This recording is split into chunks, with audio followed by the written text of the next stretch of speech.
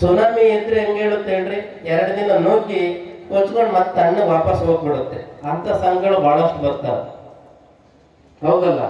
2 ದಿನದಲ್ಲಿ ಜಾಮ್ ಜೋಮ್ ಅಂತ ಕುಣಿಸಿ ಮಾಯ ಆಗ್ಬಿಡ್ತೇವೆ. ಆದ್ರೆ ನಮ್ಮ ಸಂಘ ಹನಿ ಹನಿಯಾಗಿ ಕೂಡ್ತಾ ಹೋಗ್ತಾ ಇದೆ. ಹನಿ ಹನಿಯಾಗಿ ಕೂಡ್ತಾ ಒಂದು ಸಣ್ಣ ದೊರೆಯಾಗಿ, ಹಳ್ಳವಾಗಿ, ನಂತರ ನದಿಯಾಗಿ, ಸಮುದ್ರ ಅಂದ್ರೆ ಭಗವಂತನನ್ನ ಸೇರೋ ಕಡೆ ಹೋಗ್ತದೆ. ಈ ನಿಟ್ಟಿನಲ್ಲಿ ನಮ್ಮ ಸಂಘ ಕೆಲಸ ಮಾಡಬೇಕು ಅನ್ನೋ ಉದ್ದೇಶವನ್ನ ಇಟ್ಕೊಂಡಿದ್ದೇವೆ. ನಾವು ಈ ದೇಶದಲ್ಲಿ ಪ್ರತಿಯೊಬ್ಬ ನಾಗರಿಕರು ಕೂಡ ಒಂದು ಅಂಶವನ್ನ ಗಮನಿಸಬೇಕಾಗ್ತದೆ. ಈ ದೇಶದಲ್ಲಿ ಜಾತಿ ಪದ್ಧತಿ ಬಹಳ ವಿಜೃಂಭಿಸುತ್ತಿರುವಂತಹ ಕಾಲಘಟ್ಟ, ಮನುಷ್ಯನನ್ನೇ ದ್ವೇಷ ಮಾಡ್ತಿರುವಂತಹ ಕಾಲಘಟ್ಟ, ಮನುಷ್ಯನನ್ನೇ ಅಸ್ಪೃಶ್ಯರಾಗಿ ಕಾಣ್ತಿರುವಂತಹ ಕಾಲಘಟ್ಟ. ಯಾವುದೇ ಹಿಂದೂ ದೇವಾಲಯಗಳಿಗೆ ಮನುಷ್ಯರನ್ನೇ ಹತ್ತಿರಕ್ಕೆ ಸೇರಿಸ್ತಿರುವಂತಹ ಕಾಲಘಟ್ಟದಲ್ಲಿ ಅಯ್ಯಪ್ಪ ಸ್ವಾಮಿ ಈ ದೇಶಕ್ಕೆ ಸಂವಿಧಾನ ಬರ್ಲಿಕ್ಕಿಂತ ಮೊದಲು, ನಮಗೆ ಸಂವಿಧಾನ ಬಂದು ನಾವೇ ಮನುಷ್ಯರೆಲ್ಲ ಸಮಾನರಪ್ಪ, ಯಾರೆಲ್ಲ ಬೇಕಾದ್ರೂ ಹೋಗ್ಬೋದು ಅಂತ ಹೇಳೋದ್ಕಿಂತಲೂ ಮೊದಲು ಸಮಾನತೆಯನ್ನ ಕೊಟ್ಟಂತ ಯಾರಾದ್ರೂ ಈ ಜಗತ್ತಲ್ಲಿ ದೇವರಿದ್ರೆ ಅದು ಅಯ್ಯಪ್ಪ ಸ್ವಾಮಿ ಮಾತ್ರ. ಮನುಷ್ಯನನ್ನ ಪ್ರೀತಿ ಮಾಡೋದನ್ನ ಕಲಿಸಿದ್ದ ದೇವರು ಯಾವ್ದಾದ್ರು ಈ ಜಗತ್ತಲ್ಲಿ ಇದ್ರೆ ಅದು ಅಯ್ಯಪ್ಪ ಸ್ವಾಮಿ ಮಾತ್ರ, ಹೌದಲ್ಲ?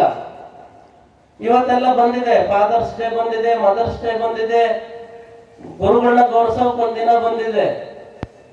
ಆದ್ರೆ ಅಯ್ಯಪ್ಪ ಸ್ವಾಮಿಯ ಮಾಲಾಧಾರಿಯಾದಂತಹ ವ್ಯಕ್ತಿ ತನ್ನ ತಂದೆಯನ್ನ, ತನ್ನ ತಾಯಿಯನ್ನ ಪ್ರತಿನಿತ್ಯನೂ ಗೌರವಿಸ್ತಾನೆ, ಹೌದಲ್ಲ? ಗೌರವಿಸ್ತಿರಿಲ್ಲ? ಫಾದರ್ಸ್ ಡೇ, ಮದರ್ಸ್ ಡೇ ಯಾವಾಗ ಬಂತು? ಕೆಲವೇ ವರ್ಷಗಳಲ್ಲಿ ಬಂತು. ಆದ್ರೆ ನಮ್ಮ ಅಯ್ಯಪ್ಪ ಸ್ವಾಮಿಯ ಭಕ್ತಾದಿಗಳು ತಮ್ಮ ತಂದೆಯ, ತಮ್ಮ ತಾಯಿಯ ಪಾದಗಳನ್ನ ತೊಳೆದು ಮಾತೃದೇವೋಭವ, ಪಿತೃದೇವೋಭವ ಅಂತ ಪೂಜಿಸ್ತೀರ. ಮಾಡ್ತೀರಿಲ್ಲ? ಮಾಡ್ತೀರಾ?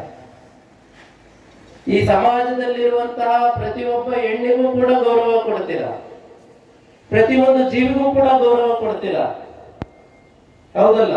ಜಗತ್ತಲ್ಲಿ ಶಾಂತಿಯನ್ನ ಪ್ರತಿಯೊಬ್ಬ ಜೀವಿ, ಪ್ರಾಣಿ, ಕೀಟ, ಕ್ರಿಮಿಗಳಿಗೂ ಗೌರವ ಕೊಡಬೇಕು, ಭಗವಂತನ ಸ್ಥಾನಮಾನ ಕೊಡಬೇಕು ಅಂತ ಯಾವುದಾದ್ರೂ ದೇವರು ಧರ್ಮ ಕಲಿಸಿದ್ರೆ ಅದು ಅಯ್ಯಪ್ಪ ಧರ್ಮ ಮಾತ್ರ ಈ ಜಗತ್ತಲ್ಲಿ, ಹೌದಲ್ವಾ?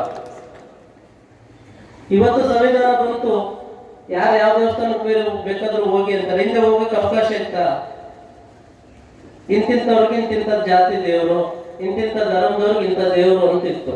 ಆದ್ರೆ ಅಯ್ಯಪ್ಪ ಸ್ವಾಮಿ ಬನ್ನಿ, ನಾನು ನಿಮ್ಮವರು, ಬನ್ನಿ, ಪ್ರತಿಯೊಬ್ಬರು ಬನ್ನಿ, ಯಾವುದೇ ಜಾತಿ ಇಲ್ಲ, ಧರ್ಮ ಇಲ್ಲ, ನಾನು ಮನುಷ್ಯರೆಲ್ಲ ಒಂದೇ ಬನ್ನಿ ಅಂತ ಕರೆದ ಅಯ್ಯಪ್ಪ ಸ್ವಾಮಿ. ನೀವೆಲ್ಲ ಸ್ಪಷ್ಟವಾಗಿ ತಿಳ್ಕೊಳ್ಳಿ.